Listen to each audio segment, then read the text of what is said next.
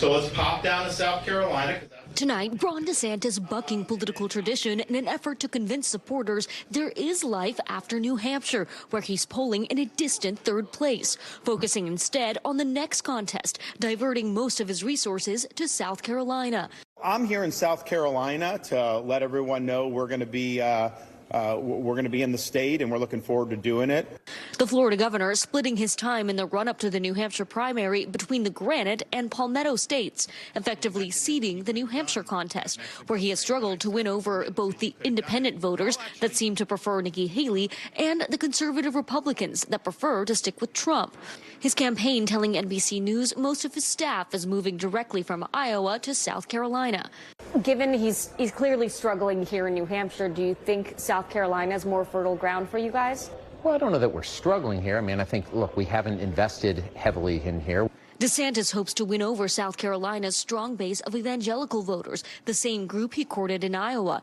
South Carolina, another state with a large base of evangelical voters, is that going to be a voter base that you guys target? Sure. Absolutely. I mean, I think you'll see the governor spend a lot of time, especially up in the Greenville-Spartanburg area. We're excited to go up there and really drive home, our bona fides on the issues that matter to people of faith the most. But he lost the evangelical vote in the Hawkeye state by double digits to former President Trump. And in South Carolina, he faces an even tougher uphill battle.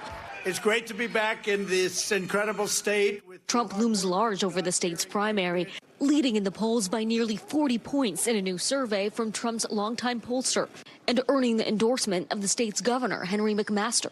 DeSantis' other rival, Nikki Haley, is playing on home turf as the state's popular former governor. Thank you, thank you, thank you, South Carolina. President Biden made a similar play for South Carolina in 2020, flying out of New Hampshire on primary night before polls closed in his decisive loss to Bernie Sanders. But Biden was falling back on a trusted firewall, his rock-solid base of African-American supporters who revived his campaign and delivered him the nomination. We just won, and we've won big because of you. DeSantis now looking for a campaign miracle in South Carolina, vowing to stay in the race for the foreseeable future.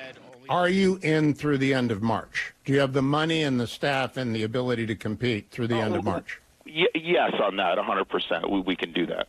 A roll of the dice for a DeSantis campaign searching for a change in the tide. All right, Dasha Burns joins us tonight from the campaign trail in Nashua, New Hampshire. So, Dasha, is there a possibility it could actually work for DeSantis not spending time in New Hampshire? Follow me here. Because if his supporters there back Trump instead of him because he's not campaigning as much, it would actually deliver a knockout blow to Nikki Haley and make this a two-person race, which is what DeSantis wants.